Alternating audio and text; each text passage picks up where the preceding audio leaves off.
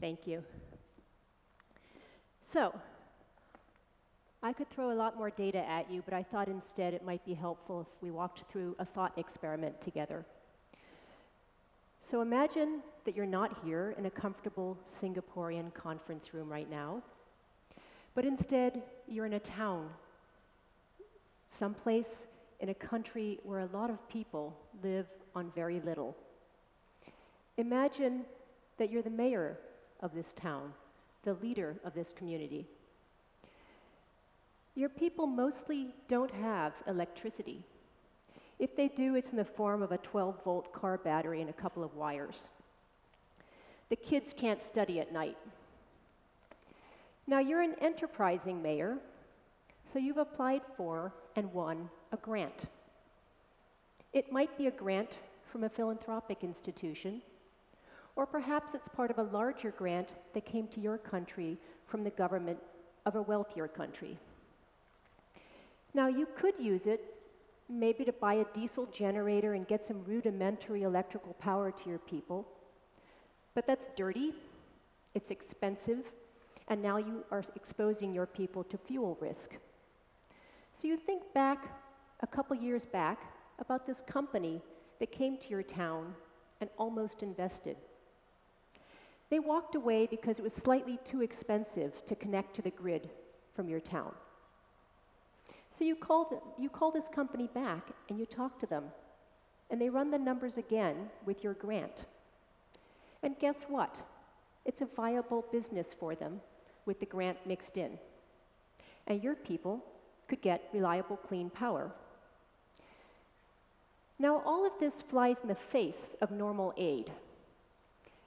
Putting charitable money and commercial money into the same pot and giving it to a company, it makes people really nervous. So guess what? It actually happens all the time.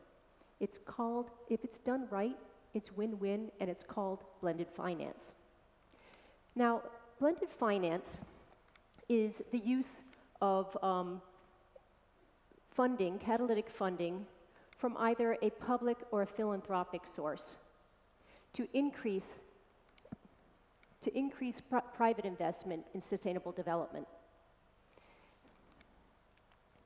Now, let me talk a little bit about where you see it.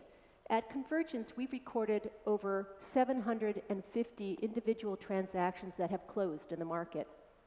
And all told, they represent over $170 billion of business done. The transactions most frequently happen in sub-Saharan Africa, about half of all of the deals.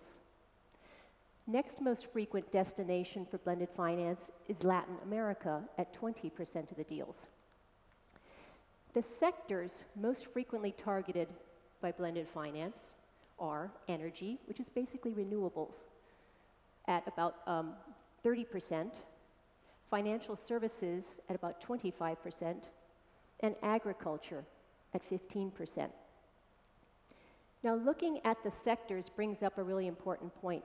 The reason these sectors, and not health and education, show up so frequently in our statistics is because for blended finance to work, there has to be an ability to generate revenues. In other words, the initiative has to make some money. It doesn't have to be a lot.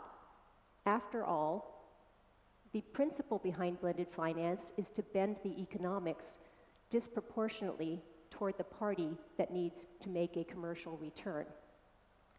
But some money has to flow from the concept. Likewise, while blended finance can create a cash stream and make a transaction less risky, it can't cover for a business model that fundamentally fails to capture economic value and to monetize it. If a project is small, risky, unstructured, and unlikely to make a profit, then a straight grant is probably what you're looking at. In the same vein, blended finance deals tend to show up more frequently in lower middle income countries, about 55% of the deals we've seen, and much less frequently, about 26% of the time, in the least developed economies. And that makes sense because, again, you have to have underlying revenues. And if you take a small amount of catalytic money, you can create an investable opportunity in a higher income country much more readily. And that leaves grant resources to be used in a more pure form in least developed economies. So let's talk about who does blended finance. On the catalytic side, it's most frequently the aid agency of a wealthy nation. And sometimes it's philanthropic institutions. And on the commercial side, it's most frequently development banks, commercial banks, some impact investors, and institutional investors. And by combining their resources, and I don't mean just capital, but I mean different experiences and knowledge sets, each of the parties can get what they wanted, whether that is returns, impact, or some combination of the two. And that's what makes blended finance a unique tool for development. We also know that there are definite patterns, arrangements, and structures that have worked over and over again that we can learn from and reapply. So for a party that's coming into blended finance for the first time, they don't have to reinvent the wheel. Now, I use the example of a mayor and a single company getting together and getting something done. Most of the time, blended finance operates at a much larger scale. Picture a private equity fund that raises $500 million in investment capital and joins forces with a development partner. And they blend that money once in the fund, and over the course of, say, 5 years, go out and invest in a series of separate transactions. That's called aggregation, and it's really important for taking blended finance from one by one by one to moving major amounts of money into development challenges.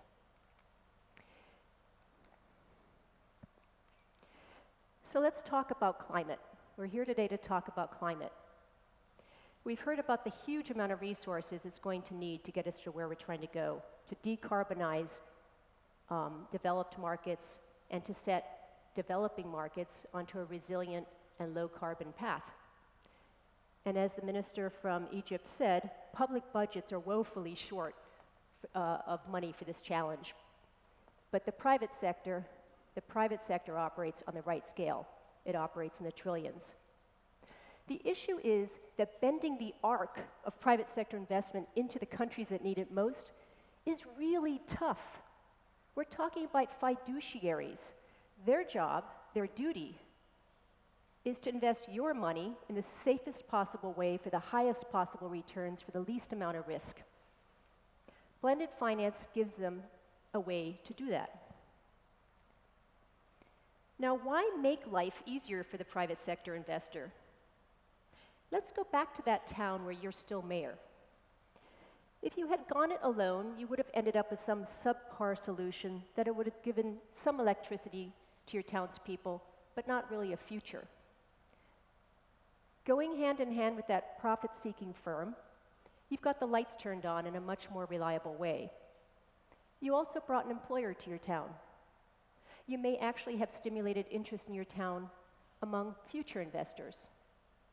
Your own people have an opportunity to pursue their own livelihoods. You've primed the pump of an economy. As mayor, though, you have a problem. What's that problem? What do you tell that philanthropic firm or that aid agency when they ask you what you did with the money? You're going to say, good news, we wrote a check to ABC Corporation and they're in control now. Well, yes, that is what you're going to say, but this is where impact and impact metrics have to kick in.